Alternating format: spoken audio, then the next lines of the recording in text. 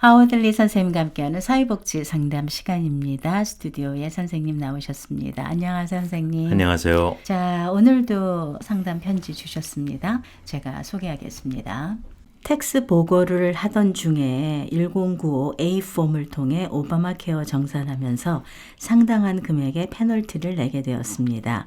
저희 가정의 수입을 4만 불로 책정해서 가입해 혜택을 누렸습니다만 남편의 수입이 추가되면서 가계 수입이 예상 외에 증가되었기 때문이라고 들었습니다.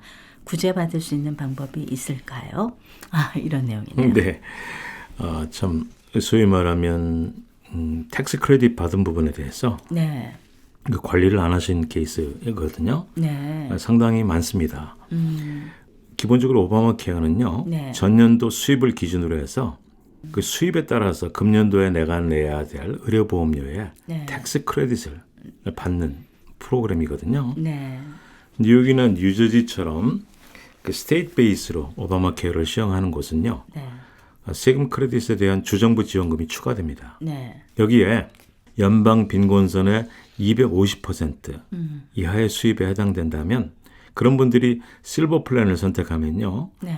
디덕터블, 코페이, 코인슈런스 그리고 개인이 연간 부담할 최대 금액 등의 추가 지원이 더해집니다. 네. 그래서 많은 분들이 월간 보험료가 없는 플랜을 가지고 계세요. 그렇죠. 하지만 네. 세금 크레딧으로 받은 보험료잖아요. 그럼요. 그래서 네. 다음에 세금 보고하실 때 네. 실제 수입과 비교를 해서 크레딧 받은 금액이 과연 적절했는지 소위 정산을 하게 됩니다. 네. 이것은 사실 오바마 케어를 받으신 분들의 의무사항입니다. 네. 네. 그런데 이제 정산을 하게 되면 수입이 예상보다 늘어서 추가로 더 내셔야 할 수도 있고요. 네. 줄어서 크레딧을 받을 수도 있어요. 추가로요. 네. 네. 제일 문제가 되고 관리가 되지 않은 경우가 2022년에 네. 오바마 케어 가입 신청할 때 네. 예상 수입에 아무런 조정도 없이 2021년도 수입이 그대로 자동 연장된 경우예요. 네. 그대로 두신 상태에서 혜택을 누리셨거든요. 네. 근데 2021년에는 많은 분들이 실업수당만 받고 있을 때예요. 네. 그 수입을 기준으로 책정되었던 2021년도 보험료를 네. 2022년도에 누리신 거죠. 싼 보험료를 누리셨는데 네. 어떻게 되겠지 하는 심리들이 있었던 거죠. 그렇죠. 네. 하지만 세금 보고할 때 정산해야 되니까. 2022년도 텍스 보고할 때 2021년 거죠. 네. 그때는 식구 중에 누구든지 한 번이라도 네. 한 주라도 실업수당을 받았다면 정산하지 않았습니다. 특별히 면제되었어요. 그랬군요. 네. 그리고 2021년도에 2020년 텍스 보고할 때는요. 네. 전체를 다 정산하지 않았습니다. 오. 그래서 모두 많아졌거나 적어졌거나 관계없이 팬데믹 특별 서비스였죠. 네. 그런데 그렇겠네요. 그거를 2022년도 텍스 보고할 때도 네. 어떻게 되겠지 하는 심리들이 있었던 것 같아요. 네. 많은 분들이 이 부분에 이슈가 생겼습니다. 네. 네.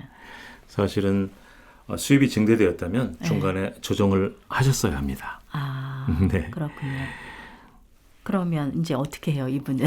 네, 제가 경험한 다른 분 하나 얘가 있는데요. 네. 그분은 2022년도에 직장에 복귀했어요. 네. 그래서 직장보험을 갖게 되었는데 2021년도에서 자동 연장됐던 오바마 케어를 취소하거나 네. 종료하지 않은 채 그대로 두었던 경우가 있습니다. 네.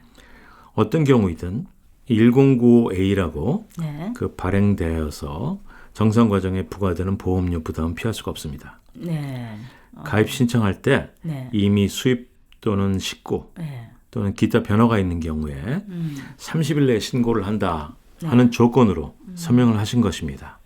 그래서 사실상 어필도 불가능하다고 보시면 됩니다. 그렇군요. 네.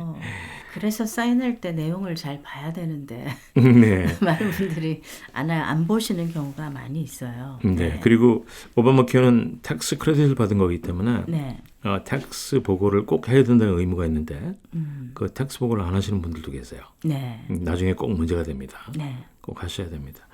제일 낭패 본 케이스를 하나 든다면 네. 수입이 증가가 됐어요. 그 19세에 따른 연방 빈곤선의 400%가 넘어갔습니다. 네. 사실 팬데믹 기간에는요.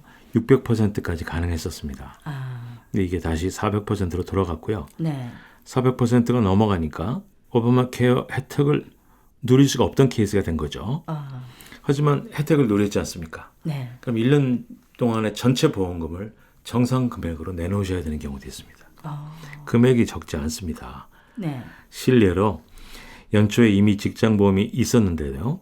네. 6월 말에 오바마 케어를 취소했어요. 네. 3인 가족이 6개월 보험료 16,000불을 정상금으로 내야 되는 경우도 있었습니다. 오, 더욱 안타까운 건요. 네. 이분들은 직장보험이 있었잖아요. 그렇죠. 오바마 케어는 카드도 안 만져보았습니다. 굉장히 억울하죠. 억울하죠. 나도 모르는 사이에 자동 연장되었고요. 네. 하지만 자동 연장되는 것까지도 네. 내가 케어를 하셔야 된다는 뜻입니다. 네. 109A가 있고요. 109B, 109C 등이 있어요. 네. 메디케이드나 메디케어는 109B이고요. 네. 직장보험의 경우는 109C예요. 네. 그건 정산할 필요가 없습니다. 네. 이렇게 텍스 크레딧 받은 게 아니기 때문에. 그렇죠. 네. 그래서 이것은 보험이 있었느냐라는 걸 확인해 주는 의미고요. 네.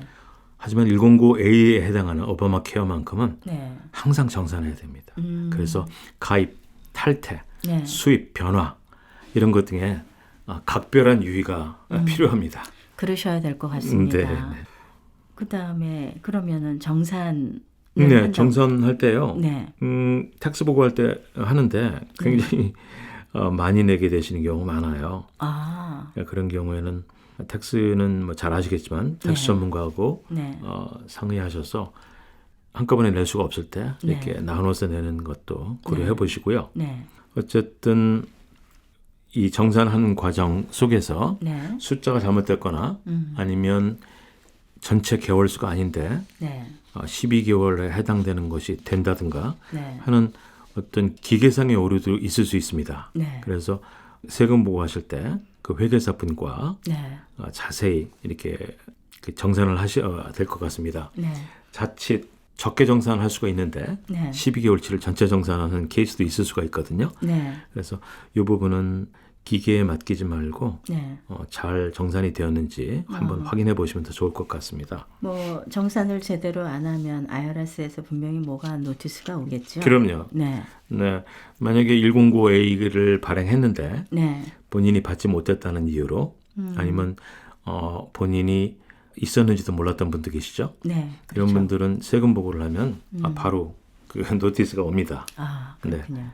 그 레로도 오지만은 요즘은 거의 전산 처리를 하지 않습니까? 그렇죠. 저희는 온라인에 들어가서. 그래서 이 파일을 하게 되면 네. 아마 그 109A 보고를 하지 않았다면 바로 아마 리젝트가 될 수 있습니다. 네. 네.